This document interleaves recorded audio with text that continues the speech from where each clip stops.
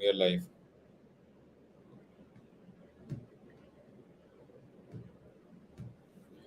So, hello everyone. Uh, Welcome you all to this exciting session titled Resilient Horizons Navigating Climate Challenges and Preparedness Pathways. And as you all know, we are going to celebrate 76th Independence Day in coming 4 days. So it's important and it's a very critical juncture when we reflect upon the issue called climate, where we are heading and where we are currently.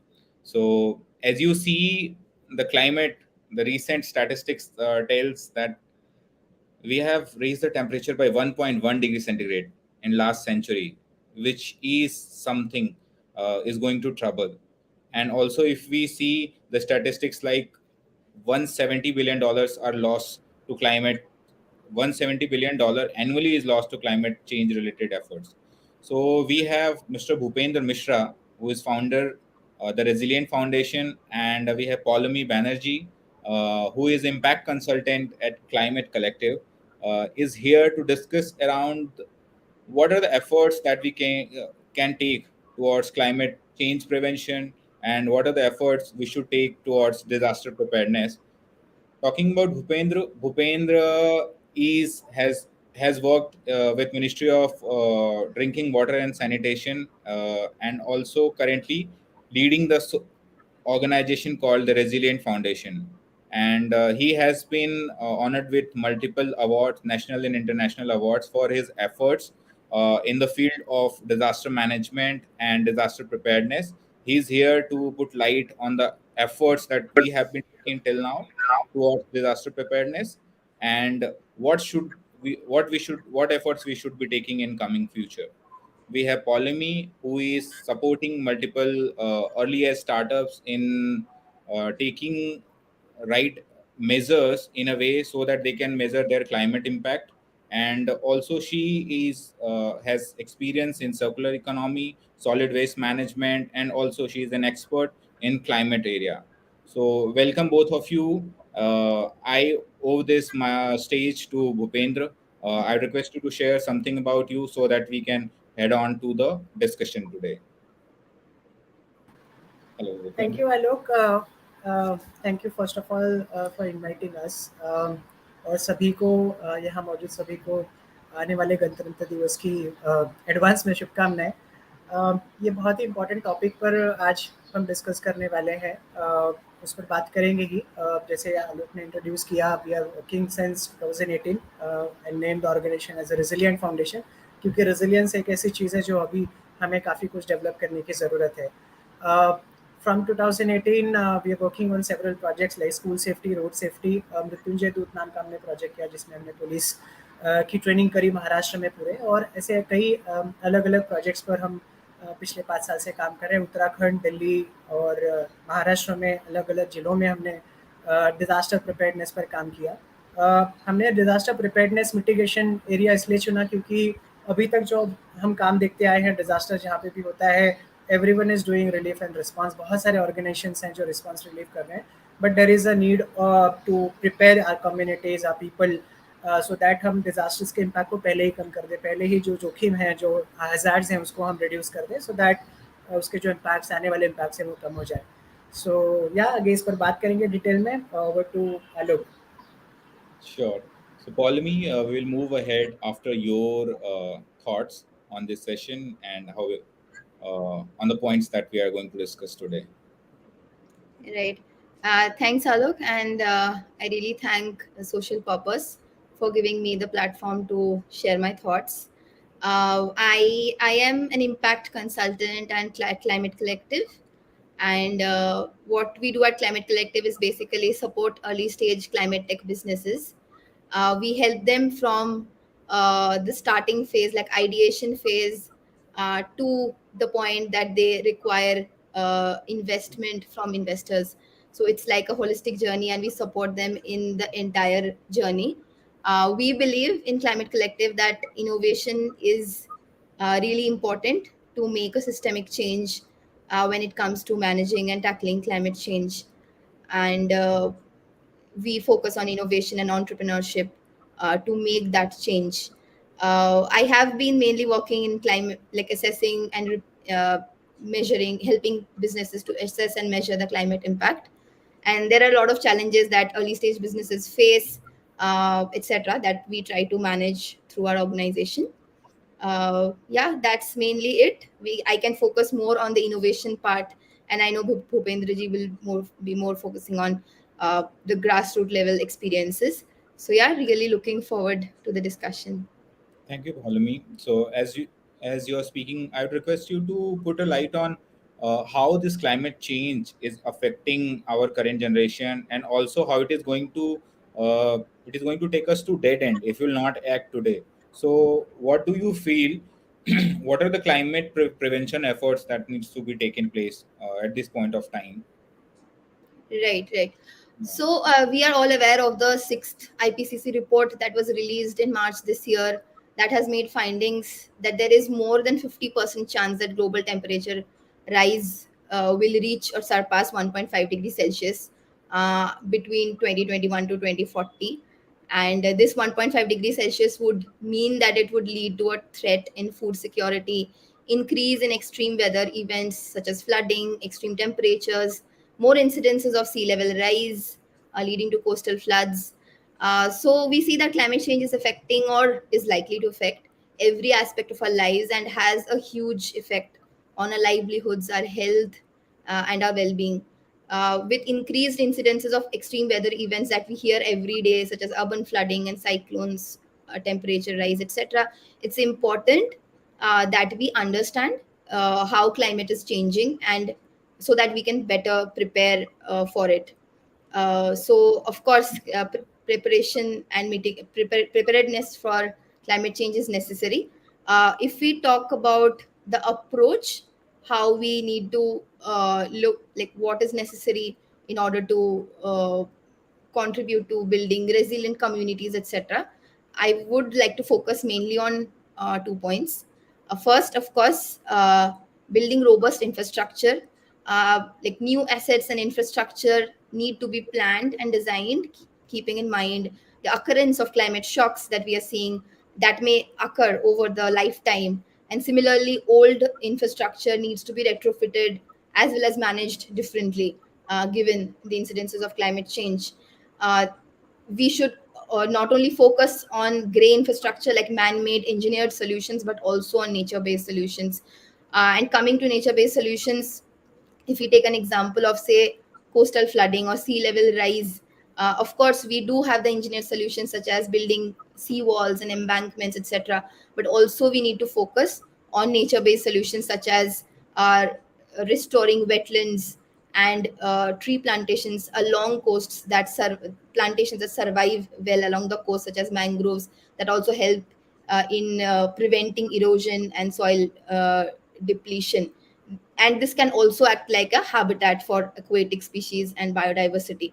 So that's mainly that should be one of the focus areas, I feel, when it comes to disaster, adapting better to climate change effects. Yeah. Very well said, Paulami. So, as you have brought in that the impact that climate change is bringing, recently we have witnessed the devastation that has happened in Himachal Pradesh and in Delhi. It has becoming an annual phenomena. People getting uh, displaced because of poor planning that is happening that we are able to see. So, what disaster related mitigation efforts and what disaster preparedness and why disaster preparedness is important? I would request Mr. Bhupen to put a light on this so that we can move ahead in this conversation. Yes, definitely, Alok. As Paulemi has mentioned, ki, already we are, and you also talk on this, ki we are, global temperature is increasing, and we are seeing lots of events, whether it is a meteorological event or hydrological events or any other disasters, which is on the rise. There's a report from UNDRR last year it came, and it says that ki, till 2030 we are going to see 1.5 disaster each day, which is huge. And when we work on ground, when we approach people, we are seeing that people are still not aware about the concept of disaster itself. We are still stuck in, we are calling it natural disasters, man-made disasters and all, and these are old concepts, and we need to understand why gaining a uh, understanding new era of disaster is important. Um, Also, we when we approach people and ask, do you understand climate change and all? So they say we have heard it at somewhere, and they're not very well aware on a grassroots. I'm talking about the people living in the rural area. So there is this picture comes in where we need disaster preparedness. Last week we visited some of the villages and we met some of the officers of particular village and we asked them ki, what are the challenges we are facing, and they says they were highlighting the damages were happened when in 2020 due to cyclone. And when I ask, is it possible to like reduce it, or is there anything you can do prevent that? And they were like, it's a natural thing, we can't do anything before cyclone happened, we can only do things after the cyclone. So there are this kind of understanding there where I think preparedness is very important at grassroots. Also, there is a statement by NDRF chief.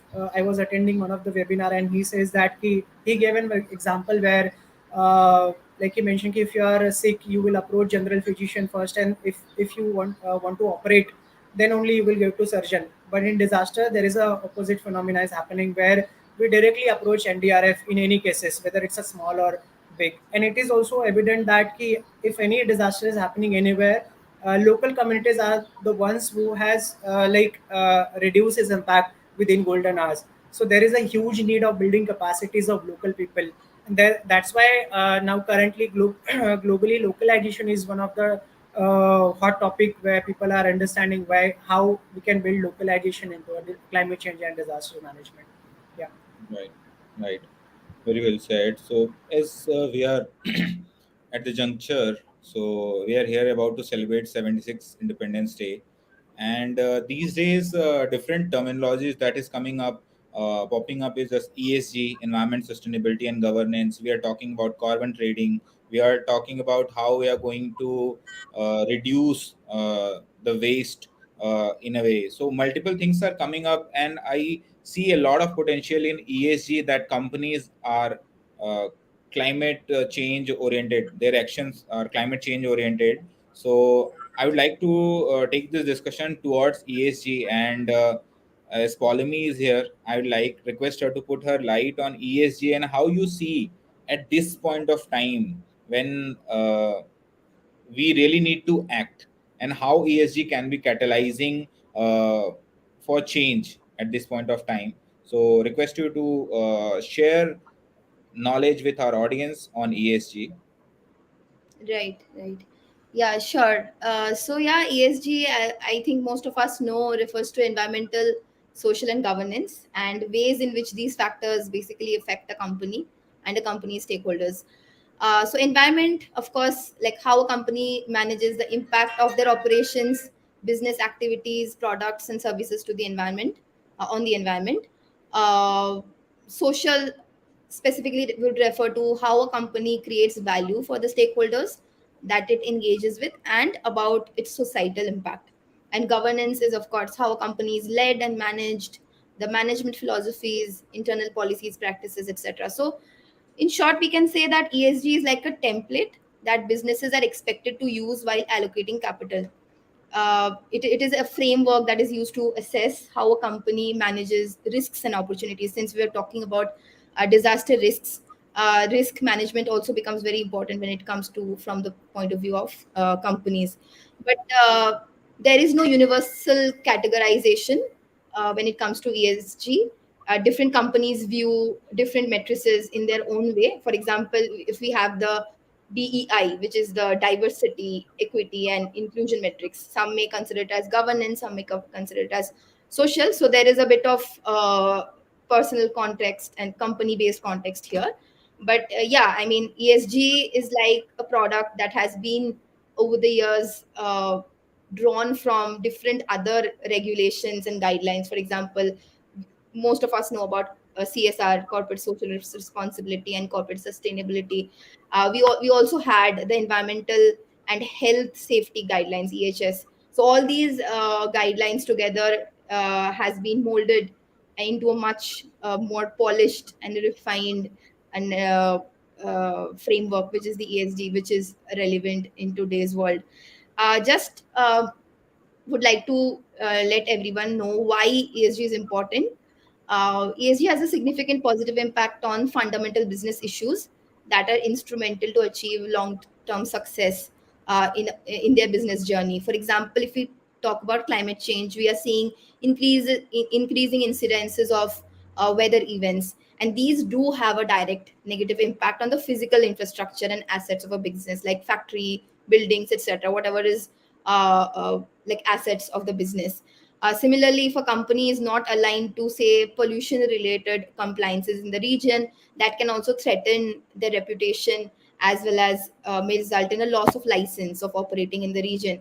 So, this is where basically this interface kind of intersects, why you need to comply with the ESG framework and how it's going to help your business uh, in other ways. So, if we talk about risk mapping in ESG, then we also have human risks that are associated to climate change. Like, for example, a high temperature, intense weather conditions would also mean that some regions become unlivable, and that can result in, say, mass migration. This will again influence availability of local labor as well as viability of markets in the region. So that's again would pose a threat to a company operating in a particular region. uh, when it comes to governance, in briefly, businesses as they grow need to cater to different customer bases. So if they have like a diverse board within the company, which leads to more and more group thinking and strategizing, that would mean that it has the capability to cater to these diverse customer bases. And as we are uh, growing and developing, reporting and transparency as well as business ethics is becoming very important in a business, because more and more customers are demanding information on how a product is sourced, how it is produced, what are the labor laws, etc. This is becoming increasingly evident in today's world. uh, Reporting would also ensure that there is investor confidence. A company who reports these matrices in a transparent way is more likely to gain traction when it comes to investment. This would also take me to the topic of impact investing. I won't go deep into that, Definitely, but we will go ahead with it afterwards, Polemy. yeah, we So, sure yeah, yeah, yeah, sure. So, as we see that ESG is very critical, and it has come out now. Fortune 500 companies are talking about ESG, and it needs to be made a compliance. It still needs to be become compliance. It's still not compliance. So, we have Bhupendra, who is working in an organization. He goes to funders for funds, but CSR and others has come. A particular sectors go get a lot of priority. Okay, so education, health, so these a lot of chunk of money go in these areas. How you see, Bhupendra, as after coming of ESG compliance, how this disaster preparedness space, climate change prevention space is going to benefit? Yes, yes, definitely. So, the problem and then why issue is important, problem is already talk about it. And you rightly mentioned that gaining a CSR funds or a donation from the donor who, like we have approached donors who told us that they're not aware about disaster management entirely and they were studying it. So these kind of challenges we faced. But when ESG is becoming one of the mainstream area, we see a potential opportunity where company can invest on building capacities of the worker and the community surrounding the like companies, industries. And it was very well evident that during COVID time, every other were suffering from it, and even companies were in loss. But it was observed that companies were following ESG standards were less impacted in comparison with the companies who are not following this. So that's why ESG is now like more in dialogues, and we see very well opportunity in it. Hopefully, along with the CSR, this ESG also get open for NGOs or maybe social entrepreneurship, and get funds and build the capacity of people, and then build programs, innovations around the disasters and climate change in coming future. Right, right. So, as we discuss about ESG and how it is going to benefit in climate prevention efforts and disaster risk reduction efforts. Also, it is important that how certain businesses can take certain actions which are going to prevent climate uh, change related in that we see that impact that is bring climate change is bringing. So I would request Polemy to share put a light that how exactly businesses can contribute in climate change prevention efforts. What are the innovations these businesses can bring? If you have any experiences around different innovations which are in a line with climate change prevention efforts. You are mute, Polemy. Request you to unmute yourself, Polemy. I'm sorry. Okay. Yeah. So climate change, as we know, is surely the threat of this era, but it has also opened up opportunities to innovation. Like we work in day to day working, we are involved with a lot of early stage startups, and we are seeing a lot of innovations coming in this space. So, a few, if we need to discuss, for example, if we take the domain of waste to resources, there are a lot of companies who are manufacturing construction material from construction materials such as bricks, aggregate, paver blocks, etc., from waste plastics. Also from used construction and demolition waste. Like if there is a demolished structure and whatever is remaining out of the structure, utilizing that waste to create new construction material.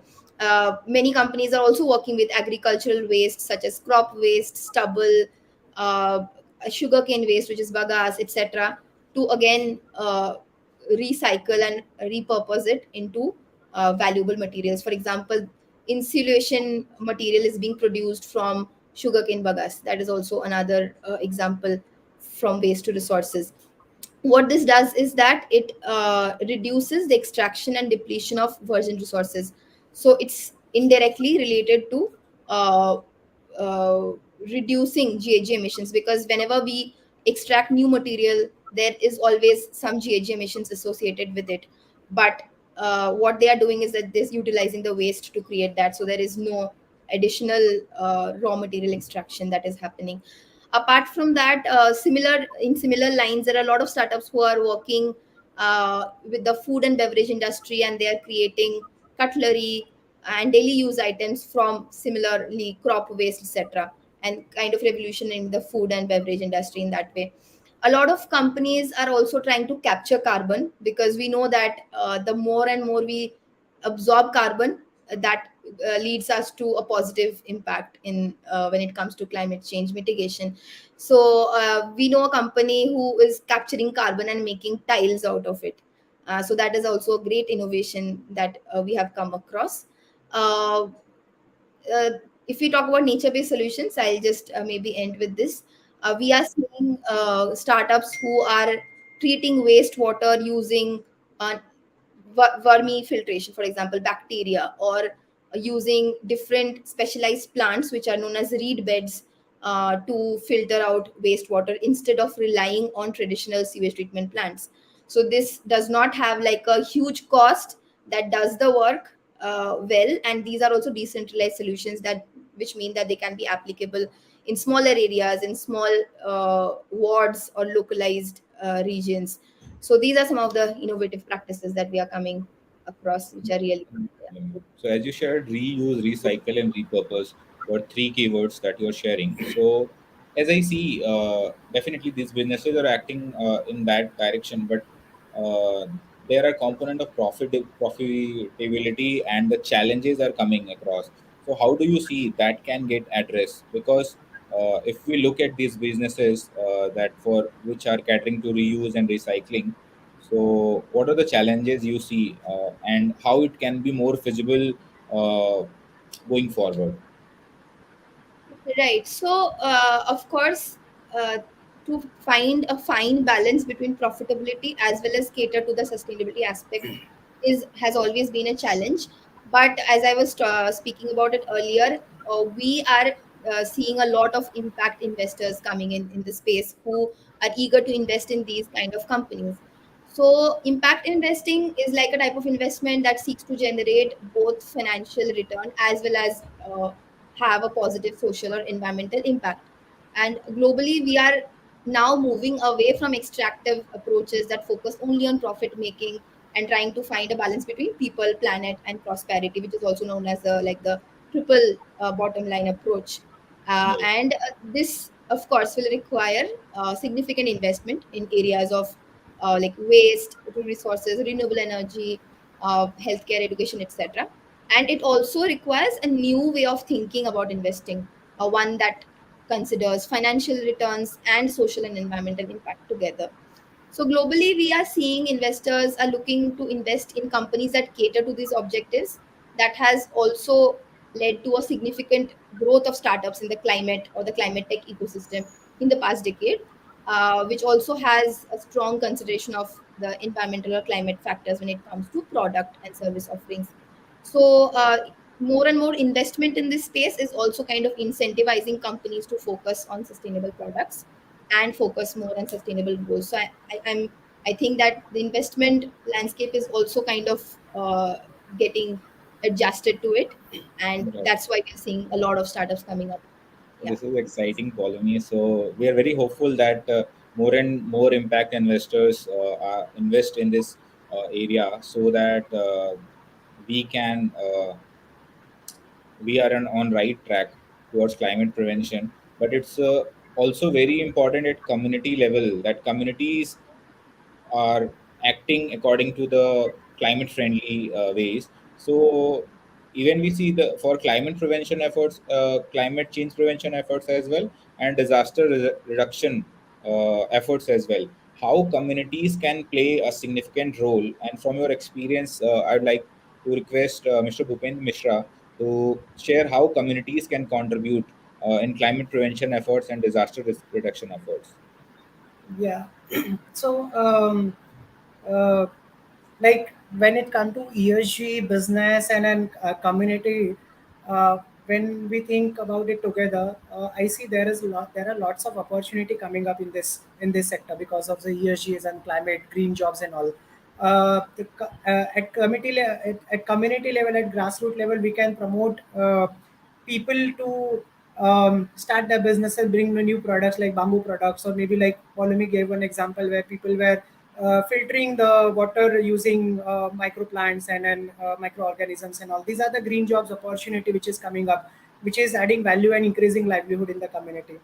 Along with it, how community resilience is adding and then preparing to face disasters. There are, like I already mentioned, ki, we need to shift approach from responding disasters to the preventing and preparedness and mitigation. And for that, I think there is a huge gap and huge opportunity for organizations like us who are working on the ground to build capacities of people. If I can give some examples around it, we work recently. We train officers of Gram Panchayat, bureaucrats at local level, and on disaster management and climate change, and we build a capacity. We were the first organization in the Maharashtra, and Palghar became first district to run this kind of program with the help of district disaster management officer. This is now promoting and helping them to understand what is the requirement. Like initially now also we are thinking about development and disaster in a separate way. Now there is a need to think development disaster together, and we need to be ahead in development part instead of disasters.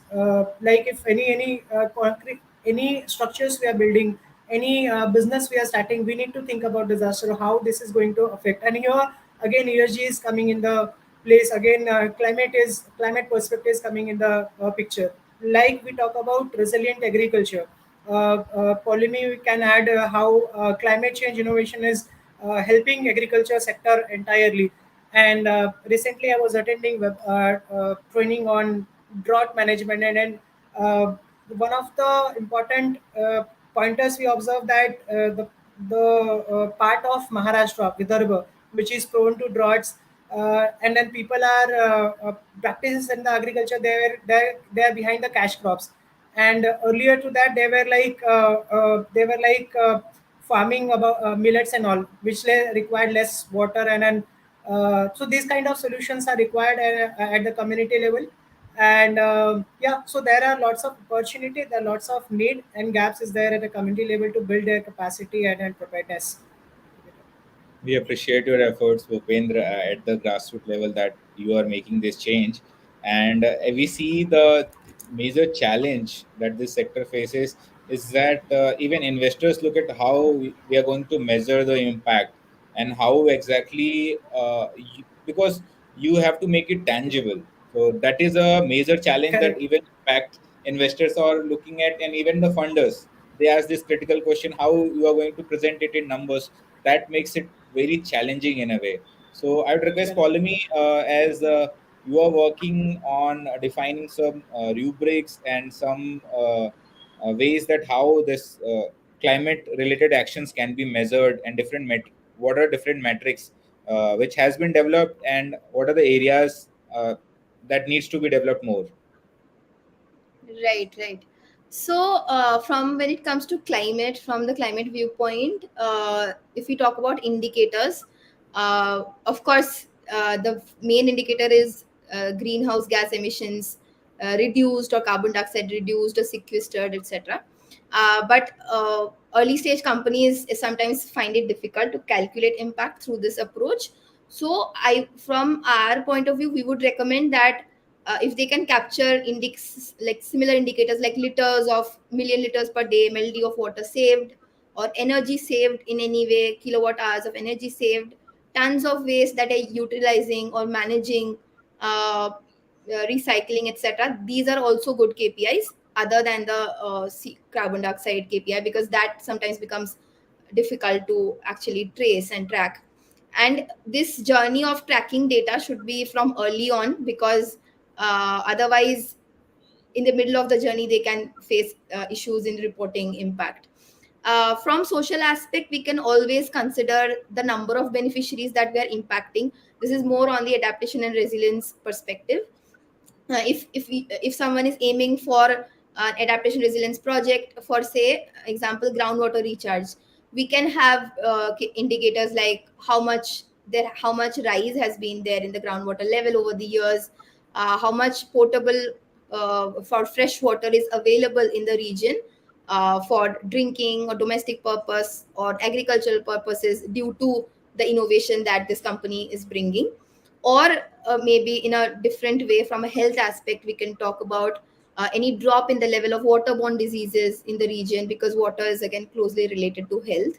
uh, Long term effects can be if there has been any improvement in the ecosystem or any restoration of biodiversity. But that said, these are very hard to quantify, and these also require regular monitoring to track the data. So mitigation based indicators, of course, energy, water, CO2 is still like easier, I would say, but adaptation would require uh, like long term efforts and regular tracking to understand. Also, talking to the stakeholders that they're like influencing, to get data from the ground, come back and compare the data like over a time period to understand whether there has been any improvement in the indicators.